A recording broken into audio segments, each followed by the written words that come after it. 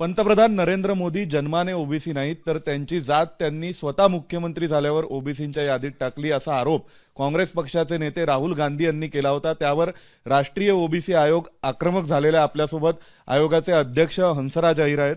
हंसराजजी, काय सांगाल? राहुल गांधींनी जो आरोप केलाय त्यावरती तुम्ही कसं पाहता? हे आपण विचारल्याप्रमाणे जेव्हा आरोप माझ्या लक्षात आणून दिला, अनेक लोकांनी काल मला मोबाईलवर फोन केले की एवढा मोठा आरोप प्रधानमंत्र्यांवर लागलेला आहे, तर मी माझ्या आयोगाच्या पाशी जे कागदपत्र आहेत ते सगळे मी तपासून पाहिले की यामध्ये मग कांची जातीचा ओबीसीमध्ये कधी समावेश झालेला आहे सेंट्रल सूचीमध्ये, ते तपासताना मला फार डॉक्युमेंट मिळालेले आहेत।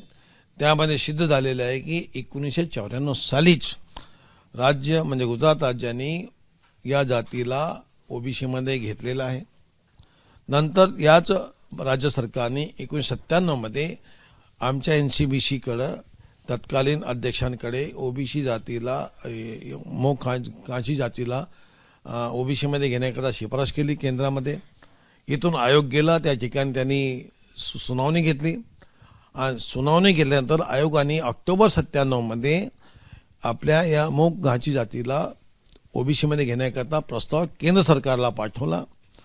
केंद्र सरकारने पाठवलेला हा जो प्रस्ताव असतो NCBCचा तो बाध्य असतो मान्य करणे, तर त्यांनी तो मान्य केला 99 मध्ये।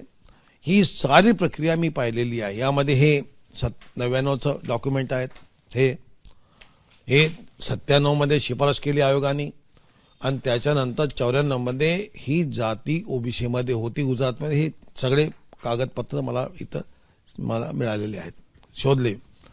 आणि अशा प्रकारे बिनबुडाचा खोटा आरोप प्रधानमंत्र्यांच्या नावानं लावलेला आहे। ओरिसामधून ज्या नेत्यांनी असं म्हटलेलं आहे त्यांनी फार मोठी चूक केलेली आहे। बिना आधारानं, बिना अभ्यासानं, कोणतं अध्ययन नाही, कोणते कागदपत्र नसताना त्यांनी केलेला आरोप असल्यामुळं हा निव्वळ प्रसिद्धी करता हा एक विकृतपणा मी मानतो। याला त्यांनी ताबडतोब आपलं दिलेलं बयान वापस घ्यावं, माफी मागावी अशी जनतेची मागणी आहे, त्याच्याशी मी सहमत आहे। चूक केली त्यांनी असा आरोप लावून। साहेब, तुमच्याकडे अधिकार आहेत, आयोग म्हणून तुम्हाला समन्स करण्याचे अधिकार आहेत, नोटीस जारी करण्याचे अधिकार आहेत। जर तुमच्याकडे तक्रार आली मोठघाची समाजाकडून किंवा काही, तर तुम्ही नोटीस किंवा समन्स इश्यू करणार आहात का? काही कायदेशीर कारवाई? मी यामध्ये तक्रारीची वाटही पाहणार आहे आणि सुमोटो काय करता येईल तर तेही नक्की करीन। याचं कारण असं की ज्या प्रधानमंत्री महोदयांनी या देशातील सर्वाधिक ओबीसी वर्गाला, जो 60% पेक्षा जास्त आहे, अशा वर्गाला न्याय दिलेला आहे। ज्या चेअरवर मी बसलो आहे त्या चेअरचा सन्मान वाढवला, त्यांना अधिकार दिले, संवैधानिक दर्जा दिलेला आहे। मेडिकल कॉलेजपासून ते PG पर्यंत अनेक उच्च एज्युकेशनमध्ये ओबीसी वर्गाला 27% आरक्षण हे कंपल्सरी करणारा हा प्रधानमंत्री। या प्रधानमंत्री काळामध्ये अनेक योजना ओबीसी करता दिलेल्या आहेत।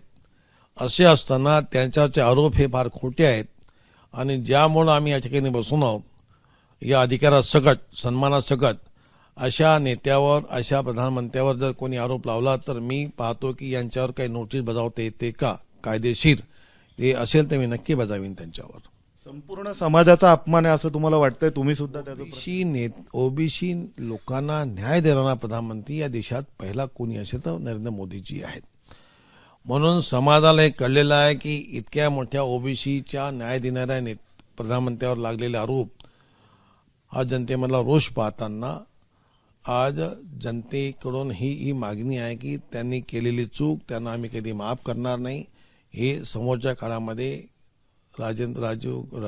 राहुल गांधींना भोगावं लागेल अशा भावना लोकांच्या आहेतच। थँक्यू।